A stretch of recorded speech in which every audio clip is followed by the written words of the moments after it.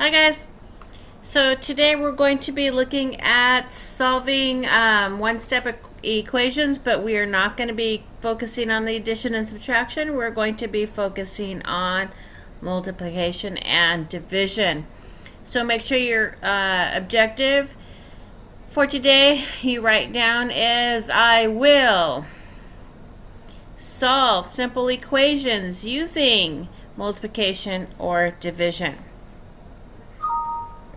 Push pause, write this down, and then push play when you're ready to continue. Alright, so you're going to have to write down some key ideas here. We're going to focus on the multiplication property of equality and the division property of equality. We call both of these inverse operations. So when we talk about the inverse of multiplication, we are talking about division. And when we are talking about the inverse of division, we are talking about multiplication. So go ahead and push pause now and write this down. Make sure you copy it all down. You don't have to copy that down. Just these key definitions, and then push play when you're ready to continue.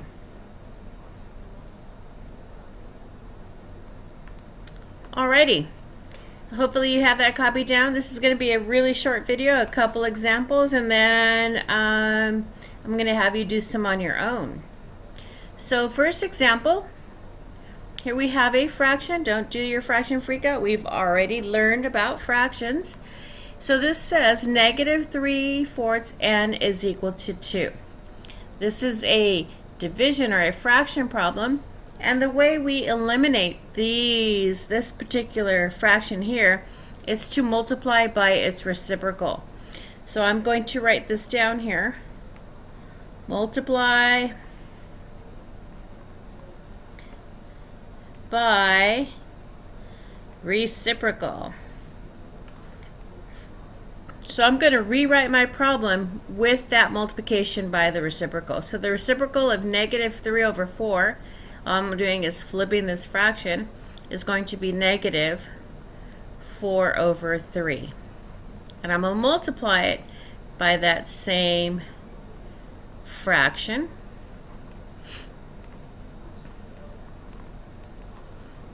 Now remember, I'll draw my line here, whatever I do on this side of that equal sign, I also have to do to this side of the equal sign. So what I did was I added this reciprocal of 3/4, or negative 3/4. This is a 2. And I'm going to go ahead and write the same thing up here, negative 4/3. And I'm going to make this negative 2 a fraction by putting it over 1. Now here's what happens, okay? I'm going to cross cancel these numbers. Remember, negative times a negative becomes a positive, right? 4 goes into 4 once. 4 goes into 4 once. So now I have ones here. 3 goes into 3 once. 3 goes into 3 once. What I'm left with is positive 1/1. When we divide 1 divided by 1, remember that gives us 1. But remember, this is Juan, and Juan is shy, so he's hiding. Essentially, the only thing that I have left to bring down is my n and my equal sign. So now I need to look at this side over here. Can I do any cross canceling? 2 and 3, 1 and 4. I can't cross cancel either one of those, but I do know that when I multiply a fraction, a negative times a negative, if I'm doing my triangle here to help me out, a negative times a negative becomes a positive. So this is going to be a positive answer, whatever it is. So I have 2 times 4, which gives me 8, and 1 times 3, which gives me 3. So my answer is now n is equal 8/3. Now I need to go ahead and check my answer. And I want you guys to check your answers when you're doing your homework, especially if it says check. So I'm going to go ahead and I'm going to take this equation, my original equation, and I'm going to start writing it. But instead of n, I'm going to write what n is equal to. So I'm going to multiply it by 8 over 3. And together, that should equal a negative 2. All right? So let's look for some cross canceling. Look here. I'm going to make my ribbons. This and this becomes 1, right? I have a negative times a positive. So if I make my little sign here, I have a negative and a positive. That makes my answer negative. I know my answer is going to be negative.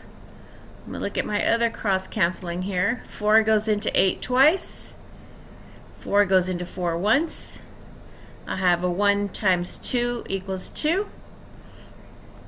1 times 1 equals 1. So 2 over 1 is the same as negative 2 is equal to negative 2. It worked. My check worked.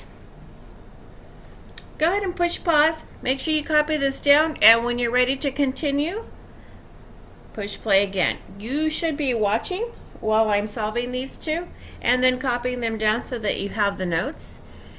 If you feel like you need to watch it again, rewind it. You have it written down. You can watch and see what we did. But I really want you guys to just watch while I'm doing these two examples, and then I'm going to have you do a couple on your own. Push pause, copy this down, make sure you write down the next problem, and then push play when you're ready to continue. Okay, so hopefully you have that all written down. This is pi. Remember, we've looked at pi a little bit, so that's that pi guy. He's a really, really long number, 3.1416, and it just goes on and on and on. And we're not going to use pi right now as a number. We're just going to use it as pi.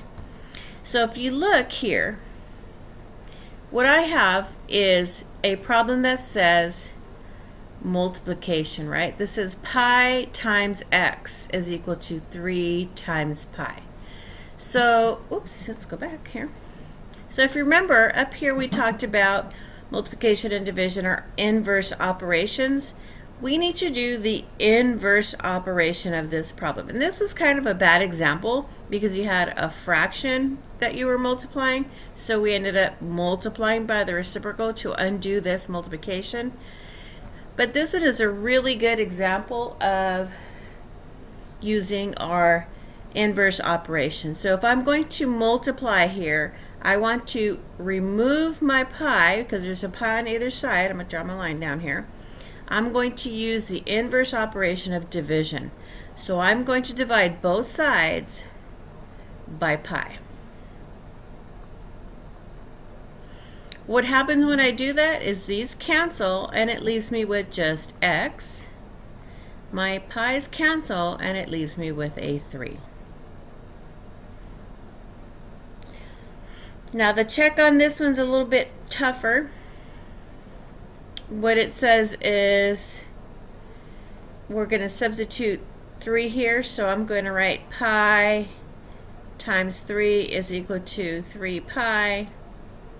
I'm not going to solve it, but I know that I have associative properties, so I can actually, or commutative, I'm sorry, I can change the order of this, but it still says 3 pi.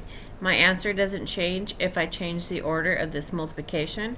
So 3 pi is now equal to 3 pi, and it worked just fine. Go ahead and copy this down and then push pause. When you're ready, push play, and we will continue. Okay, I hope you copied that down. Here are 3 examples. I will get you started on each of them by explaining the inverse operation. So here we have division, right? Remember there's a 1 here. 1 is hiding, so you're going to multiply both sides by the reciprocal of 1 over 4, which is 4 over 1.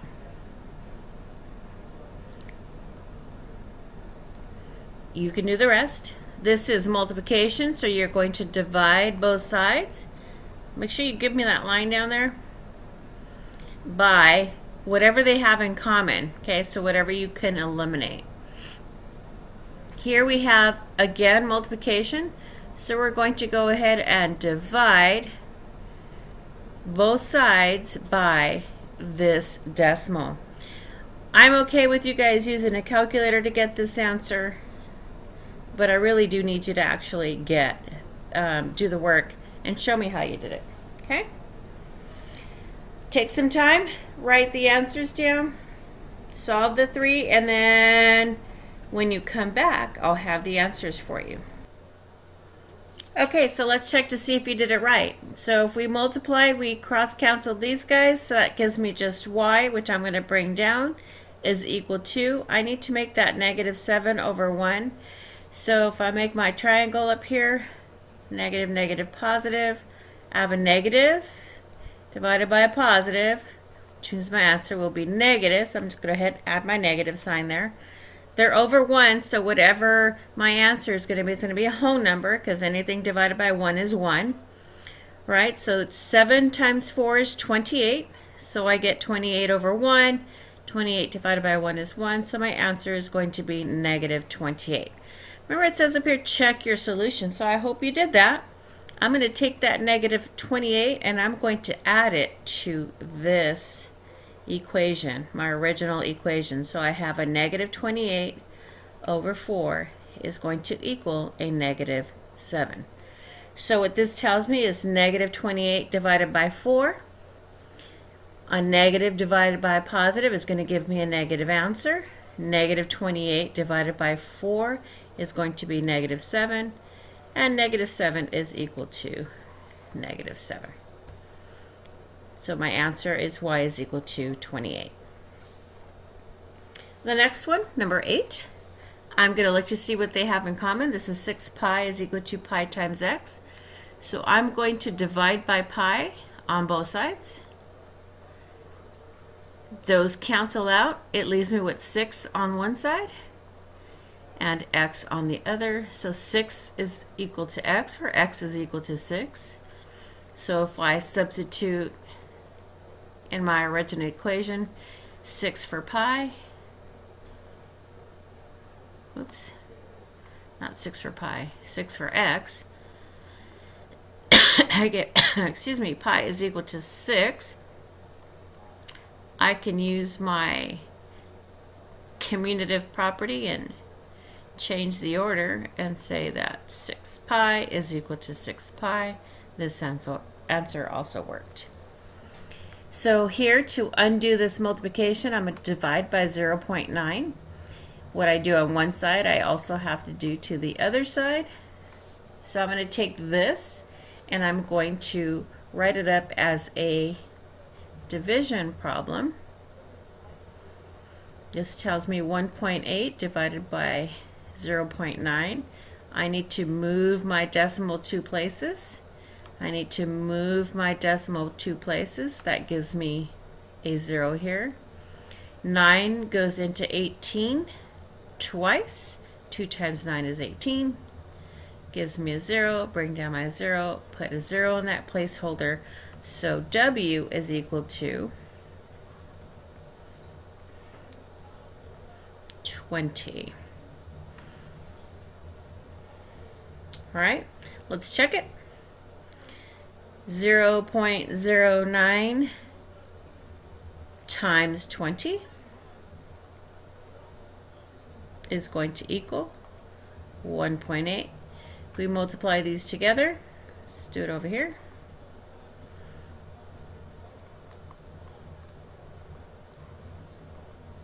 .00, right?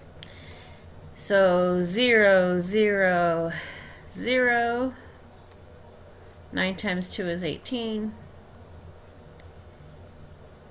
How many decimal places? 1, 2, 3, 4. If I go 1, 2, 3, 4, there's my decimal. My answer is 1.8. My problem is solved correctly. Excellent. I'm going to do one more.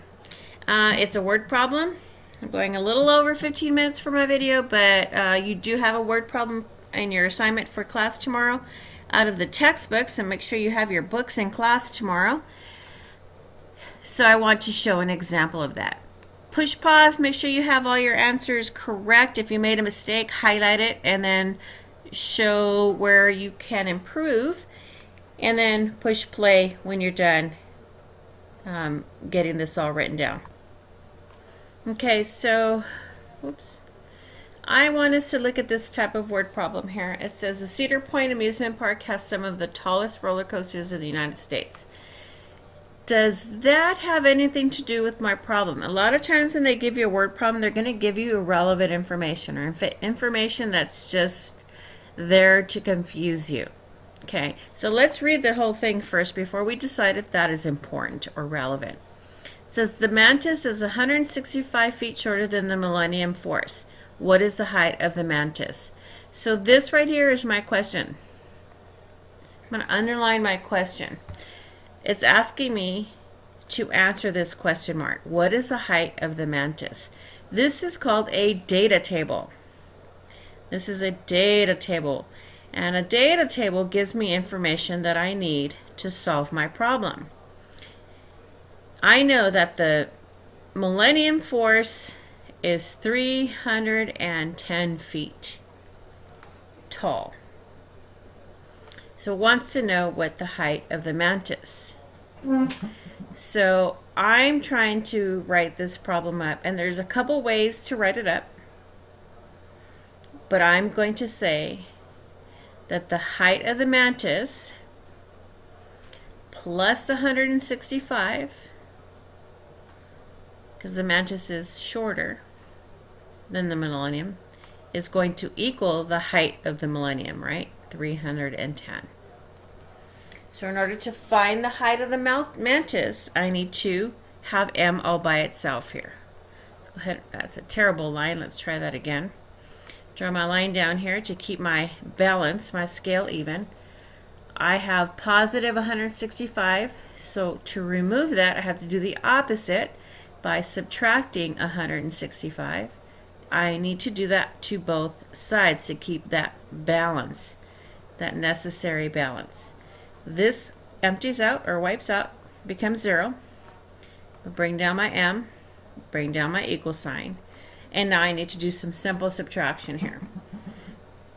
310 minus 165. I need to borrow. 10 minus 5 is 5. I need to borrow again. 10 minus 6 is 4. 2 minus 1 is 1. So the height of the mantis is 145 feet. But I don't want to just say m is equal to 145. You see what this is made of here? This question is made up of words. This is what we call a word problem. So when we have a word problem, our answer should also be written in a complete sentence. So I would say the height of the mantis, because that's what it's asking me, right? The height of the mantis